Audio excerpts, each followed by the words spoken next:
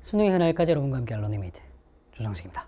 자, 2023학년도 수능을 앞둔 첫 평가원 모의고사죠. 6월 평가원 모의고사가 끝났는데 제가 이제 매년 평가원 모의고사를 치고 난 다음에 총평을 하게 되면 여러분들에게 소위 얘기하는 팩폭이라고 하죠. 쓴소리 뭐 이런 얘기들을 많이 합니다만 올해는 조금 다른 얘기를 해서 하면서 좀 시작을 해보도록 할게요. 저랑 이제 아내가 같이 아기들을 키우잖아요. 그리고 아시는 분들은 아시겠지만 저희 집에 아기가 셋이나 있어요. 그러다 보니 저는 이제 상대적으로 다른 일도 해야 되고 하니까 뭐 좀 애들이랑 바로 눈앞에서 놀아주는데 급급합니다만 저희 아내는 좀 좋은 엄마가 되기 위해서, 실제로 좋은 엄마입니다. 조금 더 좋은 엄마가 되기 위해서 육아 관련한 여러 강연들을 봐요. 그 중에 한 강연에서 제가 이것도 강연자분도 말씀을 드려야 되겠네요. 그분의 말씀을 인용을 해야 되니까. 조선미라는 분의 이제 육아 관련한 이런저런 강연을 해주시는 분이 있는데 그분이 하신 말씀이 있어요. 그분이 하신 말씀, 오늘 이제 저희 와이프가 제 머리를 이렇게 세팅해주면서 했던 얘기인데, 그 아이의 자신감은, 아이가 가지고 있는 자신감은 어렸을 때부터 시도해보고 실패도 해보고 성공도 해보고 여기에서 나온대요. 직접 해보고 성공하고 실패하고 시도해보고 여기 자신감이 나온대요. 되게 공감 가지 않나요? 그리고 그렇게 아이들이 실패도 해보고 성공도 하면서 그러면서 다음 시도를 위한 자신감을 얻어나갈 때 부모가 해야 될 역할은 그 옆에서 애가 실패하더라도 가끔은 눈을 감아주는 거라고 합니다. 실패한 일을 다그치지 않고 너 왜 그것도 못해라고도 하지도 않고 그거를 제대로 다음번에 할 수 있는 방법을 쉽게 알려주지도 않고 그냥 실패한 것도 못 본 척 눈 감아주는 게 부모의 역할이래요. 그리고 아이가 잘했을 때 칭찬해주는 게 아이의 역할이래요. 그 얘기를 오늘 제가 이제 그 총평을 찍으러 오기 전에 아내에게 들으면서 이 생각을 참 많이 했어요. 저는 비록 이 사교육에 종사하고 있는 강사 나부랭이입니다만 여러분들이 수능 시험장에 들어갈 때 최고의 자신감을 가지고 들어가도록 해드리는 것도 제 몫이지 않겠습니까? 그런 입장에서 생각해보면 여러분들이 6월 평가원 모의고사에서 어느 정도 실패를 했더라도 그래도 눈 감아주는 게 제 몫이 아닐까? 그리고 여러분들이 성공하셨다면 정말로 크게 칭찬해주는 것도 제 몫이 아닐까라는 생각을 했습니다. 적어도 수능이라는 시험을 대비하고 있는 여러분들의 영어 성적을 책임지는 강사 입장에서요. 그래서 좀 이렇게 말씀을 드리고 시작을 해보도록 할게요. 일단 이번 6평에서 성적 잘 나오신 분들 시험 난이도와 상관없이 정말로 잘하셨습니다. 정말 잘하셨어요. 그 성적 끝까지 유지하셔서 수능에서도 좋은 성적 꼭 얻으실 수 있도록 지금의 그 성적에 대한 자신감을 기회로 삼아서 끝까지 밀고 나갈 수 있도록 합시다. 그리고 혹여나 이번 6월 평가원 모의고사에서 자기가 원하는 만큼의 성적이 안 나왔던 학생들, 혹은 성적이 어느 정도 나왔는데도 여전히 이제 영어라는 과목에 좀 찜찜함이 있는 친구들, 괜찮습니다. 이 실패는 제가 눈 감아 드릴게요. 네가 뭐라고? 라고 하면 저도 뭐 할 말은 없습니다만 나름대로 수능 영어에 대한 전문가를 자처하는 입장에서 이번 6월 평가원 모의고사는요, 충분히 여기서 교훈만 얻어가도 이후에 좋은 결과를 만들어낼 수 있을 만한 시험이니까요. 이번 실패는 그냥 눈 감고 가십시오. 괜찮습니다. 그런 말도 있지 않습니까? 수능 미만 잡이라고요. 그래서 이번 총평은요, 제가 이제 다른 것보다 이번 평가원 모의고사에서 유형별로 어떤 특이사항이 나왔는지 거기에 초점을 맞추고 좀 총평을 좀 준비를 해봤어요. 일단 유형별 특이사항으로 준비를 한 이유는 제일 크게 이겁니다. 일단 이번 6평은요, 최근 절평 들어와가지고 생겼던 이제 5년간의 시험들과는 좀 다르게 어휘나 구문상의 굉장한 특이점은 별로 없었어요. 어휘나 구문상에, 그러니까 뭐 물론 긴 문장은 여전히 나왔고 학생이 여러분들이 봤을 때 어려운 어휘도 여러 번 나오긴 했습니다만 너무 어휘가 어렵다거나 네가 알 법한 어휘들을 다른 의미로 써가지고 손도 못 대게 문제를 만들었다거나 그런 새로운 실험들을 평가원은 하진 않았어요. 다만 유형별로 여러분들이 조금 보셔야 할 것들이 있는데, 자, 요 특이사항을 제가 옛날의 기출들과 조금 묶어서 보여드리도록 하겠습니다. 이거는 향후에 여러분들의 학습 방향과 관련한 얘기라는 거 알아두시면 될 것 같습니다. 자, 일단 첫 번째 제가 드리고 싶은 말씀은 이거예요. 꼼수는 없어요. 꼼수는 없어요. 그러니까 이게 이제 지금 그 대입학 전반과 관련한 얘기인데, 그 주제 제목 요지 문제를 풀 때 보면 보통 우리가 이제 대입학이라고 얘기하는 주제 제목 요지 문제가 22번에서 24번까지 구성이 되죠. 그 주제 제목 요지 문제만 보다 보면 특히나 23번 문제처럼 이렇게 however 이런 문장이 있는 경우에, 그러니까 이 문장 하나만 보고 이제 정답을 찾으려고 하는 이런 패턴을 그 강의를 하시는 분들도 많고 이런 패턴 가지고 문제를 풀려고 하는 친구들도 굉장히 많아요. 근데 이 지문에서 지금 however이 2번 나오는데 둘 다 같은 내용을 얘기하고 있거든. 이렇게 얘기를 하고 있어. 봐봐. 정서 상태, 문제풀이 하는 거 아니야. 봐봐. 정서라는 상태 그 자체는 완전히 invariant, 변화가 없어. across culture, 문화 전체에서. 그러니까 어떤 문화를 가든 간에 정서라는 것 자체는 비슷비슷하다는 얘기잖아. 피님 맞죠? 근데 정답 선지 보세요. 문화적으로 만들어진 정서적 표현. 보세요. 정서적 표현이 문화적으로 만들어진 거란 얘기는 피디님 결국은 정서 자체가 표현될 때 문화적으로 다 같다는 거예요? 문화마다 다 다를 수 있다는 얘기예요? 후자죠, 그죠? 문화마다 다 다를 수 있다는 거잖아. 뭔데요, 이거? 결론은 이겁니다. 이 문장이 주제문 아니었다고요. 그러니까 이 문제는 however만 보고 정답 찾으려고 하면 틀려요. 선생님 그러면요? 보세요. 글 전체를 마무리하는 마지막 문장에서 이렇게 나오는데 in a sense 어떤 한 가지 측면에서 한 가지 의미에서 우리가 think of, 생각을 하는데요. 기본적으로 문화적으로 그리고 문화적으로 봤을 때 보편적인 정서적 집합에 대해 생각해요. 앞에서 얘기했던 거죠. 정서는 집합, 정서는 보편적이라고요. 그것이 어떤 진화 과정에 있어서 진화 과정에 의해서 형성된 것이기도 하고 그리고 그것은 뇌에 주입된 것이기도 해요. 근데요. 그러한 정서적 상태. 여기서 얘기하는 그러한 정서적 상태는 앞쪽에서 나왔던 문화마다 다 보편적인 그런 정서적 상태와 됐죠? 그리고 stimuli, 자극, 행동, 그리고 다른 인지적인 어떤 상태, 요 사이의 연결이, 그러니까 보편적인 정서와 다른 어떤 외부의 자극이라는 것 사이의 연결이 are plastic, 그래요. 변동할 수 있는 거라고요. 아, 정서 자체는 보편적이지만 이 정서와 행동은 연결되는 게 변화할 수 있는 거예요. 그리고 수정될 수 있는 거예요. 뭐에 의해서? 학습에 의해서. 문화적 맥락 학습에 의해서 수정될 수 있는 거라고. 결국 이 글에서 하고 싶은 얘기는 뭔지 알겠죠? 정서 자체는 보편적인 거 맞는데 그 정서가 실제로 행동과 연결되는 어떻게? 얼마든지 학습에 의해서 변화될 수 있다고. 그래서 결국은 이거야. 문화적으로 구성된, 즉 학습에 의해서 변형될 수 있는 정서의 표현, 정서와 행동의 관계. 이거란 말이야. 그러니까 보시면 알겠지만 however 같은 말에 집착해서 보면 이 문제는 틀려요. 시험장에서 헷갈릴 수밖에 없습니다. 그래서 사실은 처음에 이제 이 문제를 보고 이게 실제로 주제 제목 요지 문제 대입학 문제 중에서는 유일한 3점 배점 문제였거든요. 되게 특이하다. 왜 이걸 3점으로 배점했을까를 좀 고민을 했었는데 시간 지나고 보니까 이건 것 같아요. 그러니까 이건 제가 물론 이 평가원에서 문제를 출제하신 교수님들의 생각을 정확하게 알 수는 없습니다만 그렇죠. 제가 어떻게 알겠어요. 교수님들 성함도 모르는데 교수님들이 의도한 바는 분명히 있는 것 같습니다.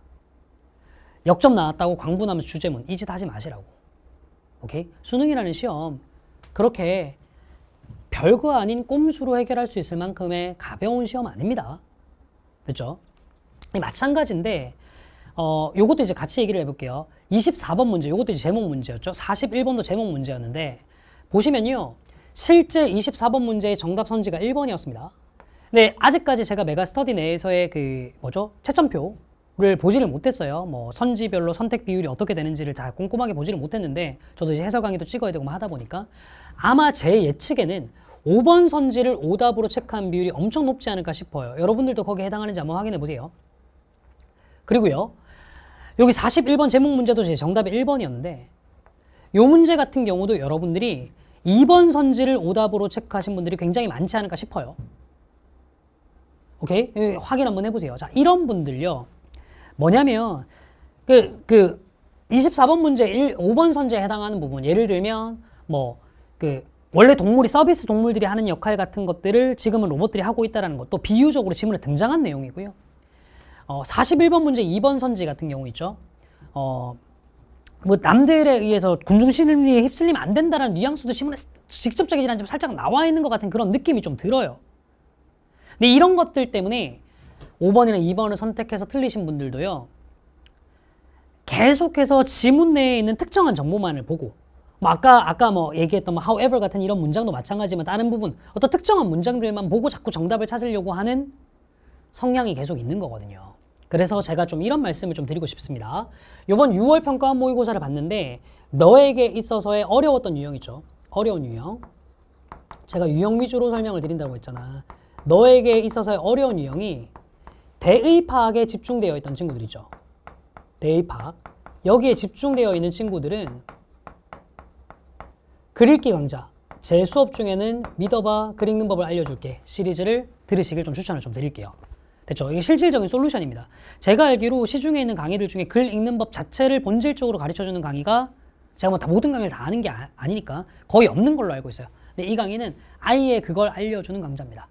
오케이? 그래서 올해 보니까 오늘 보니까 제가 이제 총평을 찍기 전에 해설 강의를 찍으면서 인스타그램을 좀 봤는데 올해 6월 평가 모의고사와 관련해 저를 리그레만 스토리의 첫 번째 이야기가 어떤 친구가 이제 3등급 받던 친구가 작년 수능 기준으로 3등급 받던 친구 올해 6평에서 95점 1등급 받았다라고 얘기해서 밑근 민문 딱 2개의 강좌로만 그렇게 만들었다라고 얘기를 해놨던데 그래요. 글 읽는 법만 알아도 확실하게 등급 나와요.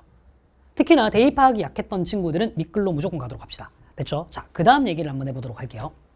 요거 실제로 21번 밑줄 친 부분의 의미를 물어보는 문제인데 작년에 6월 평가 모의고사에서 an empty inbox 요거의 문맥적인 의미 오케이? 요거를 물어보는 문제가 출제가 됐어요. 근데 잘 보세요. 이거 이제 문제를 어떻게 냈냐면 이렇게 문제를 냈습니다. 봐봐. except 너의 꿈을 블라블라 했어요. 한번 가보자. 그래. But 근데 it's better. 더 나아요. disappoint a few. 몇몇 사람들을 실망시키는 다 나아요. There is no view from 뭐야 이거 이래. 좀 죄송합니다. 이게 좀 잘못 들어갔네요.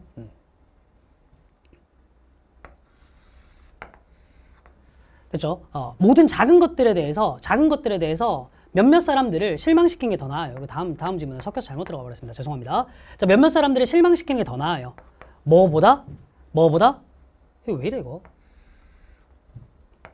잘못 들어간 부분입니다. 네 꿈을 버리는 것보다 다시요. 네 꿈을 버리는 것보다 몇몇 사람을 실망시키는 게 더 나아요 라고 얘기했으니 PD님 요것만 조금만 생각해 주시겠어요? 요 뒤에 된 뒤에 나와 있는 건 요거보다는 앞에 게 낫다라는 얘기는 요 뒤에 나와 있는 건 필자가 생각하기에 올바른 입장 별로 필요 없는 입장이에요. 필자가 생각하는 부정적인 입장을 찾아줘야 되는 겁니다. 패턴 아시겠죠? 이게요 올해 6월 평가 모의고사 지금 이게 글상자가 이렇게 돼 있구나. 죄송합니다. 글상자가 이렇게 나눠져 있는데 제가 뻘짓을 했네요. 이렇게 나와 있는데 이게 작년 6월 평가 모의고사인데 올해 6월 평가 모의고사 봐보세요. 노가 붙어있고 이거 물어봤어요. 뭐뭐는 없다를 물어봤다고요. 여기서도 결국 붙고 있는 건 뭐죠? 필자가 생각하기에 실제로 존재하지 않는 부정적인 입장 물어보고 있는 거란 말이에요. 됐죠? 죄송합니다. 제가 이제 헷갈려가지고 이거 보시면 알겠지만 평가원은요 기출에서 나왔던 패턴을 미친듯이 반복해서 보여주고 있습니다. 보이시죠? 부정어 가지고 물어봤던 걸 또 물어봐요. 근데 이게요 여러분들 표현대로 얘기하면 쌉소름인 게 빈칸 문제에서 또 나와요. 오늘 아마 이 33번 빈칸 문제가 오답률 엄청 높았던 문제일 거라고 생각하는데 이거 한번 보세요.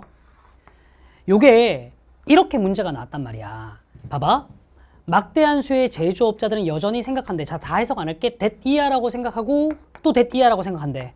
rather than 뭐뭐라기보다는 이라고 얘기했으니까 PD님 여기에는 제조업자들이 생각하고 있는 바, 생각하지 않고 있는 바, 생각하지 않는 바죠. 이거라기보다는 이렇게 생각한다는 얘기니까. 그리고 빈칸에서는요 결국은 제조업자가 생각하지 않는 바를 찾으셔야 된다. 됐죠? 근데 이거 보세요. 앞에 있는 문제는 올해 6평 21번 문제는 그나마 놓으라는 말을 직접 줬어요. 문제를 풀기 좀 편하게 해놨죠. 여기도 보면 어떤 걸 버려라. 좀 부정을 직접 줬는데 여기는 부정 없이 줬어요. 근데 이 패턴이 기출에 나와 있던 패턴입니다. 18학년도 수능 31번인데 우리 다음 빈칸 수업 확실히 빈칸편 제가 현장에서 진행하고 있는 확실히 빈칸편에서 딱 다음 진도 나갈 지문이에요. 여기 보면요 문제가 딱 이렇게 나왔어요. 아포칼립스 나우에게 어떤 세팅을 줌으로써 블라블라한 세팅입니다. 이런 세팅을 줌으로써 관객들은요 experience 경험하고 이 뭔가 identify 동일시하는 걸 easily 더 쉽게 할 수 있었어요. 피디님 이쪽에서 관객들이 주제를 더 쉽게 경험할 수 있었대요. 뒤에 것보다. 그럼 뒤에는 관객들이 주제 이해를 쉽게 할 수 있는 조건, 쉽게 할 수 없는 조건? 쉽게 할 수 없는 조건을 찾아야 돼요. 관객들이 쉽게 경험하지 못할 만한 조건을 찾아야 됐었다고요. 근데 문제 나오는 패턴 보세요. 똑같죠? 비교 표현을 통해 가지고 부정어를 찾아내는 능력을 물어봤습니다. 오케이? 결국은요. 요거를 좀 처리를 할 수 있으려면 빈칸 문장 자체를 해석할 수 있으려면 뭘 할 수 있어야 되냐면 구문 능력이 있어야 돼요. 혹시나 시험장에서 이런 거 놓쳤다면 있잖아. then, rather than 이런 거 못 봤어. 그래서 빈칸 문제를 푸는데 빈칸이 너에게 어려웠던 유형이었던 이유도 여러 가지가 있을 수 있을 거잖아. 빈칸 추론 문제를 푸는 게 너한테 어려웠어. 근데 첫 번째로 내가 좀 전에 얘기했던 것처럼 빈칸 문장 자체 해석 처리가 안 됐어요.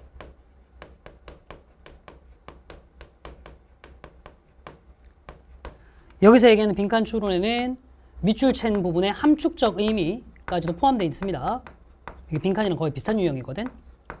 이런 경우는 믿어봐 문장편을 보시는 걸 추천. 근데 사실은 지금 우리가 이제 6편까지 친 시점에서 이거 판단하기는 좀 힘들 수 있어요. 내가 이게 시험장 들어가서 이게 빈칸 문장이 제대로 처리가 안 됐는지 아닌지. 근데 문제풀이 방법 자체가 약했던 친구들 있잖아요. 예를 들면 이 부정형 빈칸이라는 게 이미 기출에서 많이 나왔고 이런 것들 신경을 써야 된다. 이런 패턴 자체를 몰랐던 분들이 있어요. 오케이? 예를 들면 이런 거거든요. 잠깐만요. 이쪽으로 한번 와보시겠어요? 제가 미리 해설 강의를 찍었던 이제 흔적인 건데 여기 한번 볼게요. 제가 해설 강의를 적으면서 빈칸에서 이런 얘기 적어놨어요. 부정표현의 유의해라. 보이시죠? 이게 저한테 빈칸편 수업 들으셨던 분들은 수업 때 진짜 주구장창 강조했던 말로 기억이 나실 겁니다. 이겁니다. 빈칸이라는 유형이 유달리 약했던 분들은요. 좀 이따가 이제 34번 지문을 볼 때도 마찬가지겠지만 여러분들 하셔야 될 게 딱 이거예요. 제발 부탁이니까 확실히 빈칸편 통해서 기출학습하세요. 그러면 기출에서 어마어마하게 높은 빈도로 이런 패턴들이 나오는 걸 알 수 있을 겁니다. 부정 없이도 부정형의 빈칸을 만들어낼 수 있다는 거. 마찬가지예요. 지금 이 34번 올해 수능 6평에 나왔던 이 34번 문제도 뭐 2번 문제가 이제 정답이긴 한데 여러분들이 한번 확인 한번 해보세요. 네가 3번을 오답 선지로 골라가지고 틀리진 않았는지 한번 확인 한번 해봐봐. 요런 친구들요. 이게 사실 이제 거의 같은 패턴인데 19학년도 수능의 34번 문제에서 이것도 이제 2번이 정답이었는데 3번 선지가 참고로 이제 이 문제의 정답률이 31% 나왔습니다. 3번 선지 선택자 비율이 전국에 37%가 나왔어요. 정답 선지보다 훨씬 더 많은 오답 선지로 3번 선지를 고른 거잖아요. 각각 이것도 왜 골랐냐 보면요. 지문에 나와 있는 단어들을 미친 듯이 그냥 활용해서 정답으로 찾은 거예요. 마찬가지 아까 네가 계속 확인해봐. 33번 문제를 푸는데도 정답 3번 네가 체크했던 사람이면 또 마찬가지예요. 이렇게 뭔가 선지에 문제가 있다. 혹은 빈칸 문제에서 부정형을 묻는 걸 잘 몰랐다. 이런 거 잘 못하시는 분들 무조건 확실히 빈칸편 수업 들으세요. 어떤 유형의 사람들이요? 빈칸이 요구하는 말을 학습하는 방법을 아셔야 되는 분들.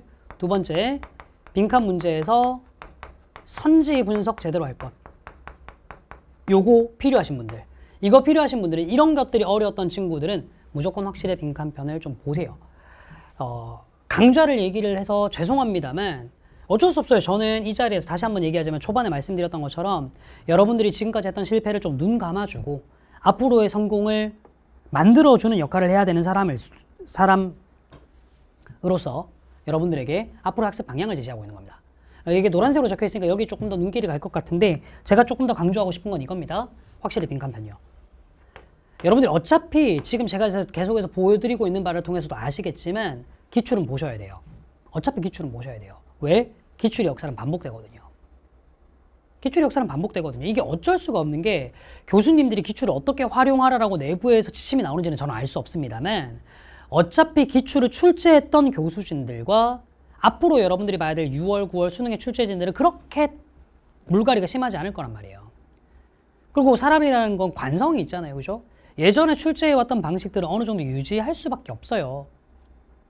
그리고 다른 과목과 다르게 영어라는 건 무조건 퍼펙트한 만점을 받아야 되는 게 아니기 때문에 굉장히 특이하게 예전 기출과 궤가 떨어진 문제들은 무조건 못 맞추더라도 그런 거 한두 문제 정도는 틀리더라도 1등급 받는 지장이 없어요. 기출에 대한 분석이 굉장히 중요한데 저는 장담합니다. 그 기출에 대해서 가장 탁월하게 분석하는 강좌는 확실히 빈칸편일 거라고요.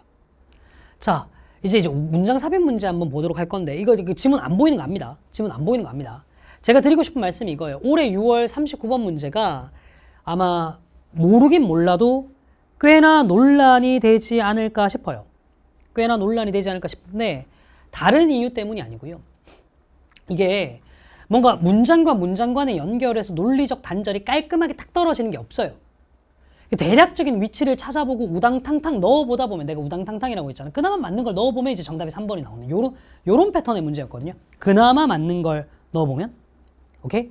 근데 요게 딱 19학년도 9월에 나왔던 패턴이에요. 이때 이제 정답은 5번이었는데 얘도 뭐냐면 그나마 맞는 거 우당탕탕 넣어보면 5번이 나왔었어. 이거 아마 그 6평 바로 전주에 제가 어떻게든 진도를 좀 땡겨가지고 수업을 진행해 보려고 하는 확실의 순서 삽입편에서 여러분들 수업 듣고 계신 분들 들었던 내용일 거예요. 기출의 역사는 반복된다니까요. 이게 생각보다 평가원 문제가요. 니들이 생각하는 것처럼 여러분들이 생각하는 것처럼 답이 무조건 깔끔하게 딱 떨어지지 않습니다. 때로는 어쩔 수 없이 우겨넣기 식으로 우당탕탕 정답을 찾는 능력도 있어야 돼요. 근데 이게 있잖아. 그냥 사설 모의고사만 갖다 놓고 너한테 문제 풀어보라고 얘기하잖아. 그냥 깔끔하지 않게 느껴지고 문제가 뭐 이딴 식이야 하고 넘어간다고. 근데 옛 기출을 통해서 보게 되면 아, 평가원 문제를 풀다 보니 이런 것도 필요하겠구나 라고 이런 능력도 쌓아가게 된다고요. 그래서 뭐 올해 6월 평가원 모의고사는 순서 문제에서는 저희가 별다른 이슈를 못 찾았습니다만 순서나 문장 삽입 같은 거 약했던 분들은 다시 한번 얘기합니다. 기출을 확실하게 학습하기 위해서 확실의 순서 삽입형 강좌를 들으세요. 보시면 알겠지만 제가 보통 매년 6월 평가원 모의고사를 치고 나면 믿어봐 시리즈를 좀 많이 강조를 하는 편이거든요. 어쨌든 평가원 모의고사를 치고 난 다음에 여러분들이 기본기가 부족했다는 걸 알면 다시 기본기로 돌아가라를 굉장히 많이 강조하는 편이었는데 올해 평가원 모의고사를 치고 난 다음에 제가 좀 생각이 좀 바뀌었어요. 여전히 뭐 믿어봐 글이라든가 믿어봐 문장편 같은 기본기는 필요합니다. 근데 기본기만으로는 시험장에서 모든 상황들을 대처해 나갈 수가 없어요. 이렇게 막 우당탕탕 문제를 풀어야 되는 상황이라든가 아니면 선지를 지문과 붙여보는 능력이 필요한 경우라든가 아니면 사실상 부정어를 요구하는 필자의 생각을 반대로 뒤집어서 넣어야 되는 그런 빈칸 문제를 풀어야 된다든가 이런 상황들을 헤쳐나가긴 좀 힘들어요. 그래서 제가 올해는 확실의 시리즈를 조금 많이 강조해 봅니다. 특히나 네가 이번 6월 평가원 모의고사를 기준으로 영어 등급이 한 3등급대 정도가 나왔는데 지금까지 영어 공부를 너무 안 해놔서 뭘 해야 될지 모르겠다 싶으면 확실의 시리즈부터 시작하세요. 그러셔도 충분합니다. 선생님 저는 구문이 약한데요. 약할 수 있죠. 근데 확실의 시리즈는 복수풀까지 완벽하게 갖춰져 있어서 기출에서 네가 해석이 좀 어려웠을 만한 모든 문장들에 대한 분석도 이루어져 있어요. 오케이? 3등급 중반대 점수만 나와도 충분히 괜찮습니다. 네가 대입학에서 유달리 약한 게 아니라면 확실의 시리즈를 통해서 약점을 좀 보충할 수 있도록 하세요. 됐죠?